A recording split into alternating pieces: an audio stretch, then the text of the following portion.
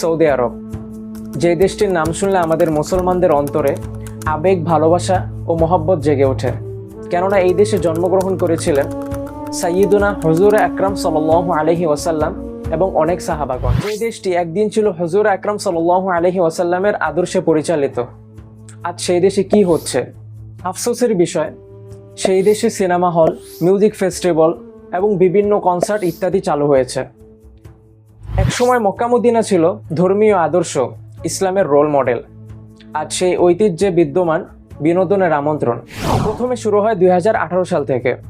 2018 সাল বললেও ভুল হবে, এর আগে থেকেই অনেক ইসলামের অনৈতিক কাজকর্ম সৌদি আরব থেকে প্রকাশ পায়। তবে 2018 সাল থেকে সেটা গ্র্যান্ড আকারে ধারণ করে।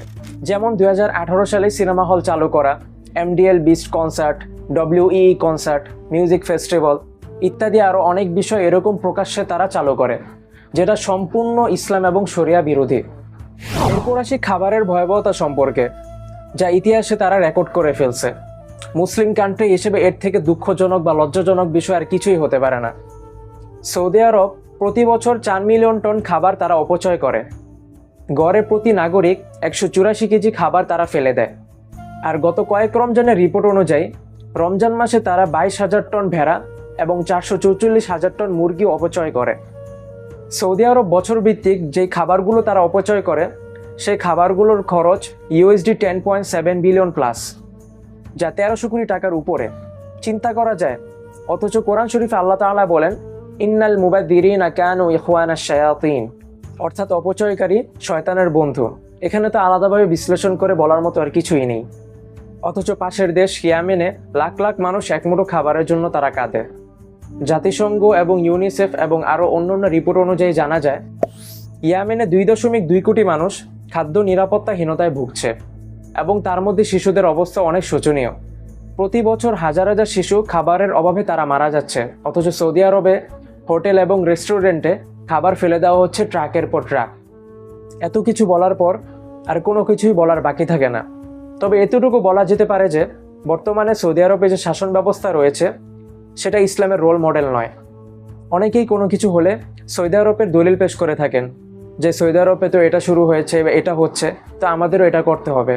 যেহেতু নবী করিম সাল্লাল্লাহু আলাইহি ওয়াসাল্লাম ওখানে জন্মগ্রহণ করেছিলেন, সেখানে মক্কা শরীফ রয়েছে, মদিনা শরীফ রয়েছে, সেই অনুযায়ী মূল কথা হচ্ছে কোরআন এবং সুন্নাহর আলোকে যা বলা হয়েছে সেটা আমরা ফলো করব, সেটা আমরা অনুসরণ করব এবং সেটাই আমাদের উপর করা আবশ্যক। কোনো দেশ বা কোনো জাতি বা কোনো কিছু আমাদের জন্য রোল মডেল নয়। একমাত্র রোল মডেল হচ্ছে কোরআন এবং সুন্নাহর আলোকে যা কিছু আছে সেটা অনুযায়ী ফলো করা। আর বর্তমানে যে ইসলামের যে অনৈতিক ব্যাপারগুলো সৌদি আরবে ঘটছে, সেগুলোর ব্যাপারে যারাই কথা বলেছেন তাদেরকে জেলখানায় আটক করা হয়েছে। যেমন শেখ সালেহ আল তালিব, শেখ সালমান আল আউদা, শেখ আওয়াদ আল কর্নি, শেখ আলী আল উমরি, আরও অনেকেই রয়েছেন যাদেরকে এই সমস্ত ইসলামের অনৈতিক কাজকর্ম বিরুদ্ধে কথা বলার কারণে তাদেরকে জেলখানায় আটক করা হয়েছে।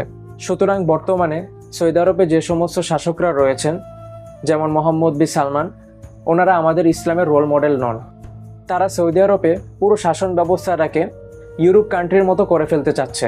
এক কথায় বলতে গেলে বর্তমানে যারা শাসকরা রয়েছেন সৌদি আরবে, তারা আমেরিকার দাসত্ব করছে। সুতরাং কোনো দেশ বা কোনো জাতি ইসলামের রোল মডেল হতে পারে না। ইসলামের রোল মডেল শুধুমাত্র সেটাই যা কোরআন সুন্নাহর আলোকে যা যা আছে সেটা অনুযায়ী চলা এবং তার উপর আমল করা।